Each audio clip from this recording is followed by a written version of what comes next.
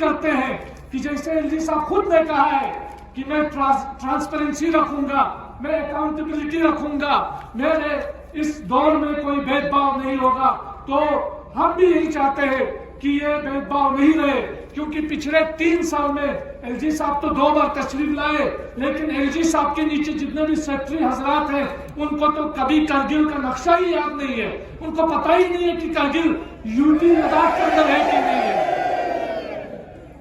محترم عزیزان گرامی, آپ جموں کشمیر بھی یوٹی بنا, لداخ بھی یوٹی بنا, جموں کشمیر کے اندر جتنے بھی جے کے ایس افسرز تھے ان کا پروموشن ہو رہا ہے, ہمارے یہاں پروموشنز کے بغیر بیٹھے ہوئے ہیں. وہاں پی ایچ ڈی جو ہولڈرز تھے وہ سارے بچے جو ہے ان کو جاب لگ رہی ہے. ہمارے پی ایچ ڈی جو اسکالرز ہیں وہ اس وقت سڑکوں پہ گھومتے ہوئے نظر آ رہے ہیں. بڑی مشکل سے, بڑی محنت کر کے ہمارے غریب لوگوں نے اپنے بچوں کو پڑھایا, ان کو تربیت دی, تعلیم دی, لیکن آج وہ بے روزگار گھوم رہے ہیں. اور اس وقت اور تو اب اور ایک حملہ جو ہمارے ٹھیکیدار طبقے پہ ہو رہا ہے. پہلے کیا ہوتا تھا کہ ہمارے A class, B class, C class کے ٹھیکیدار ہوتے تھے, ان کا ٹینڈر ہوتا تھا, ان کو اس ٹینڈر کے حساب سے ان کو ٹھیکے لے کے مل جاتے تھے تو وہ تھوڑا اپنا گھر بار چلا پاتے تھے. لیکن اب سیکٹری صاحبان نے ایک ایسا ٹیکنیکل گیم کھیلنا شروع کیا ہے کہ اب 30 کروڑ 40 کروڑ کا ٹینڈر ایک ساتھ کرتے ہیں تاکہ کوئی لداخی جو کانٹریکٹر ہے اس میں فال ہی نہ ہو سکے. تو اس گیم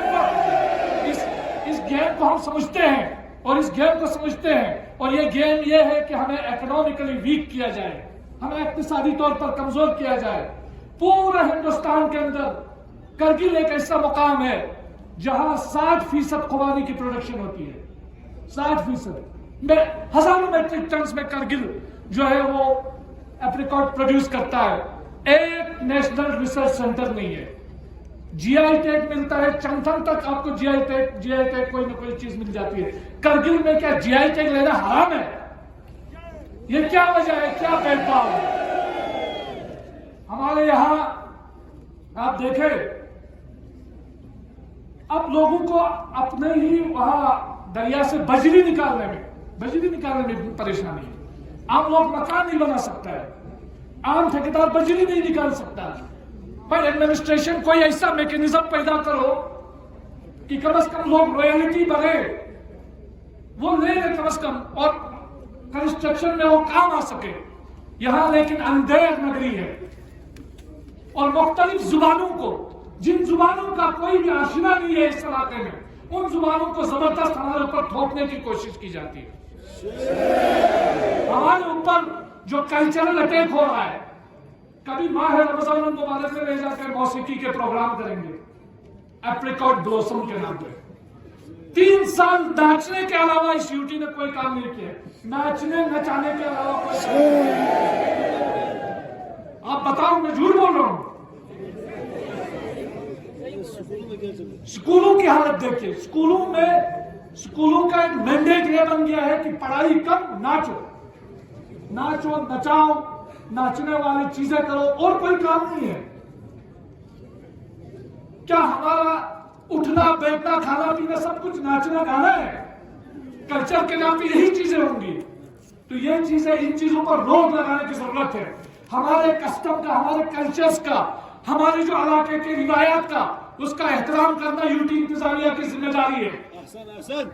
اور دوسری چیز, بڑے سپنے دکھا کے کہے گے کہ آپ کے یہاں ڈائریکٹرز آئیں گے, کچھ ڈائریکٹرز آپ کے یہاں, ڈائریکٹرز کو کرگل کا نام بھی پتا نہیں ہے, اب وہ بھول چکے ہیں. ہم نے ایل جی صاحب سے ریکویسٹ کی ہے, اور اس وقت ہمیں صرف ایل جی صاحب سے توقع ہے کہ ایل جی صاحب اس پر فوری ایکشن لیں گے, اور ان ڈائریکٹرز کو کرگل میں بیٹھنا پڑے گا. کرگل کوئی لداخ یوٹی سے الگ کوئی علاقہ نہیں ہے, کرگل ہندوستان کا پارٹ ہے. عزیزان محترم, یہ باتیں بتانا بہت ضروری ہے. اس وقت ہمارے جو اسٹوڈنٹس ہیں, ویریفیکیشن پہ ویریفیکیشن, ان کے لسٹ پہ لسٹ, پتہ نہیں کیا کیا چیزیں. ایک چیز میں یہاں لکھ کے لایا تھا, لیکن دیر ہو رہی ہے, میں بہت جلدی اختصار کے ساتھ ان چیزوں کو آگے لے رہا ہوں.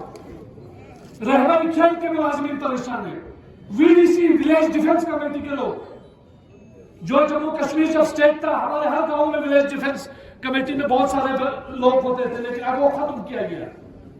IRP बटालियन का बाज़ाब्ता हेडक्वार्टर करगिल में है, लेकिन अभी तक यहाँ हेडक्वार्टर आ नहीं पाया ऑर्डर होने के बावजूद भी।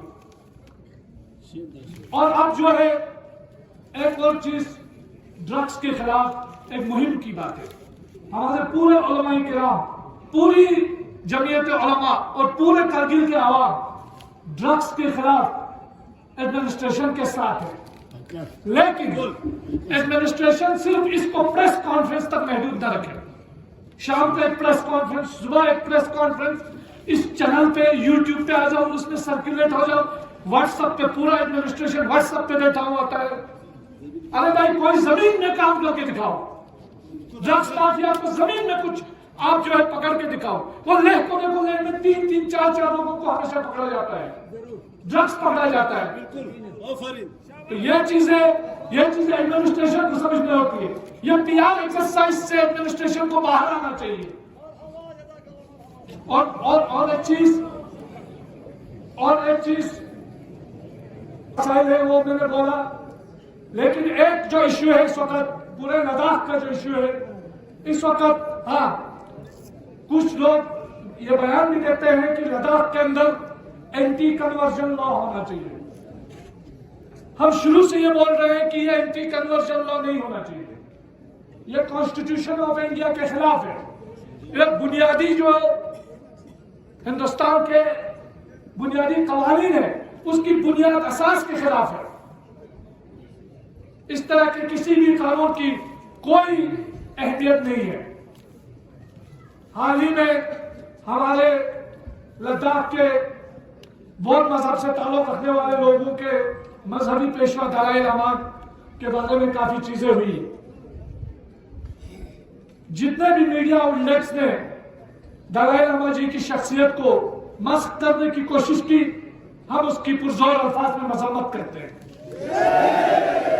और ये पूरे लद्दाख के लोगों ने देखा है कि जहां जहां लद्दाख के मुसलमान, चाहे वो शिया हो, सुन्नी हो, अहले हदीस हो, नूरबख्शिया हो, करगिल का हो, लेह का हो, सब ने बिला इत्तिफाक दलाई लामा जी के तौहीन के खिलाफ मजम्मत की है, मजम्मत करते हैं। लेकिन हम भी ये चीज चाहते हैं कि ये जो भगवा कपड़ा पहनकर पैगंबर इस्लाम की जो तौहीन करते हैं, उनके खिलाफ भी हम सबको लद्दाख के अंदर एकजुट होकर आवाज उठाने की जरूरत है। बिल्कुल, ताकि कुरान के खिलाफ, पैगंबर इस्लाम के खिलाफ, या वो मजहब की किसी भी दूसरे मजहब की मजहबी मुकद्दसात के खिलाफ कोई तौहीन ना हो पाए। मैं आखिर में आप तमाम लोगों का एक बार फिर शुक्रिया अदा करता हूँ, उलमा किराम का भी शुक्रिया अदा करता हूँ।